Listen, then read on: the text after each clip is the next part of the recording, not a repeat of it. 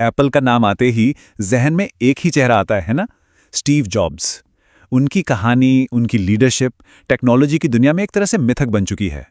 ये वो कहानी है जिसे हम सब जानते हैं और शायद सच भी मानते आए हैं। पर क्या ये पूरी कहानी है? तो आज हम इसी आम सोच को थोड़ा खंगालने वाले हैं। क्या हो अगर आज हम जो एप्पल देखते हैं, दुनिया की सबसे कीमती कंपनियों में से एक, उसकी असली नींव किसी और ने रखी हो? तो चलिए इस सवाल की तह तक चलते हैं। आज के एप्पल का असली निर्माता आखिर कौन है?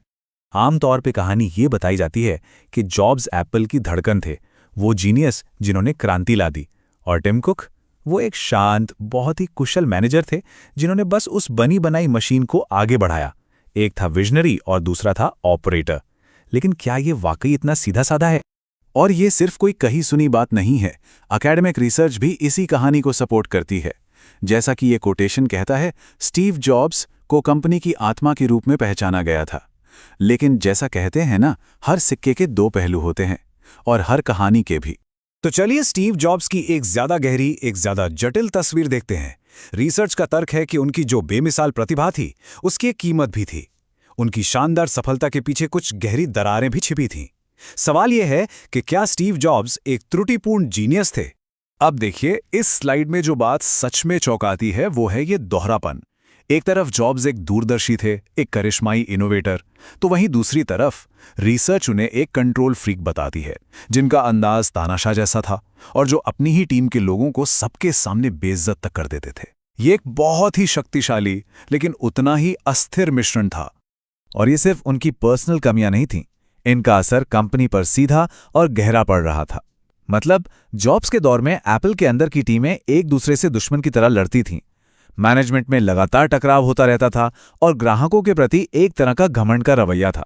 यही नहीं, end to end close system, यानी हार्डवेयर से लेकर सॉफ्टवेयर तक सब कुछ खुद बनाने की जिद ने लागत भी बढ़ाई और दूसरी कंपनियों के साथ मिलकर काम करना लगभग नामुमकिन बना दिया था।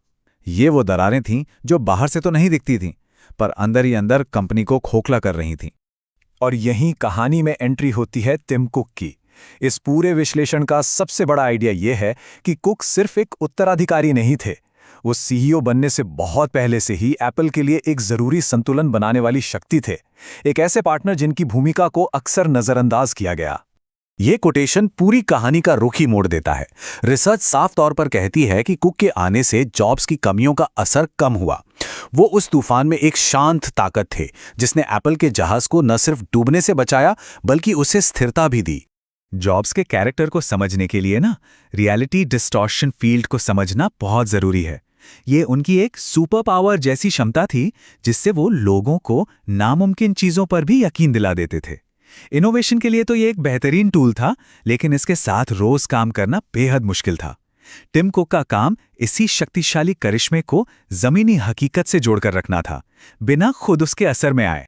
चलिए अब उस दौर में चलते हैं जब टिम कुक ने आधिकारिक तौर पर एप्पल की कमान संभाली। दुनिया ने जिस गिरावट की उम्मीद की थी उसके ठीक उल्टा हुआ।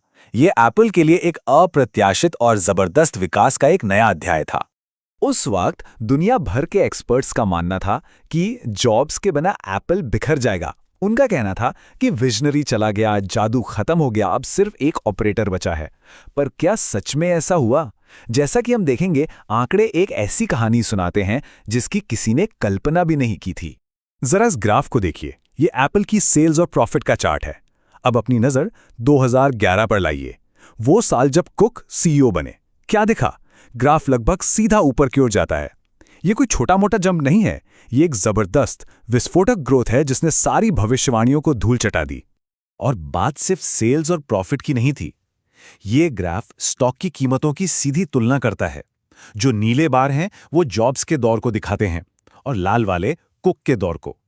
पैटर्न बिल्कुल साफ है। कुक के लीडरशिप में स्टॉक की बढ़त लगातार जॉब्स के दौर से कहीं ज्यादा रही।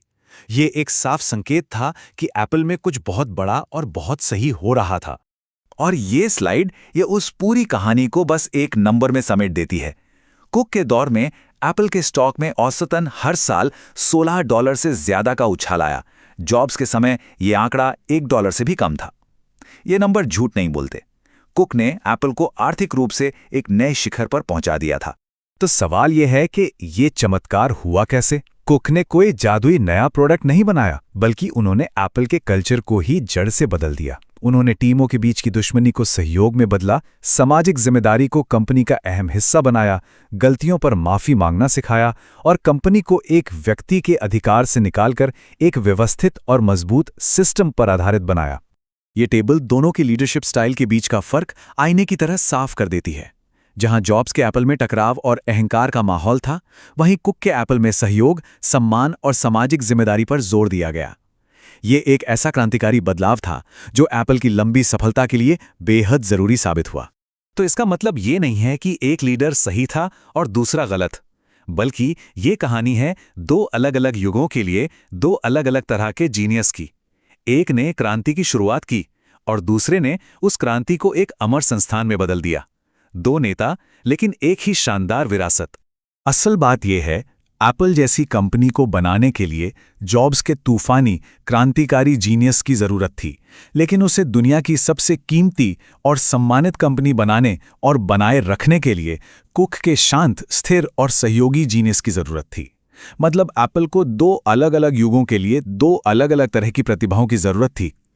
और जैसा कि इस रिसर्च का निष्कर्ष है, कुक के नेतृत्व में एप्पल न केवल बचा रहा, बल्कि पहले से कहीं ज्यादा मजबूत और परिपक्व हुआ। उसने उन सभी एक्सपर्ट्स को गलत साबित कर दिया जो उसके पतन का इंतजार कर रहे थे। और ये हमें इस आखिरी और शायद सबसे अहम सवाल पर छोड़ जाता है। असली जीनियस कौन है? वो जो एक चिंगारी से आग लगाता है, या वो जो उस आग को एक ऐसी मशाल में बदल देता है जो पूरी दुनिया को हमेशा रोशन करती रहे? एक ऐसा सवाल है जो सिर्फ एप्पल के बारे में नहीं, बल्कि हर महान उपलब्धि की कहानी कहता है।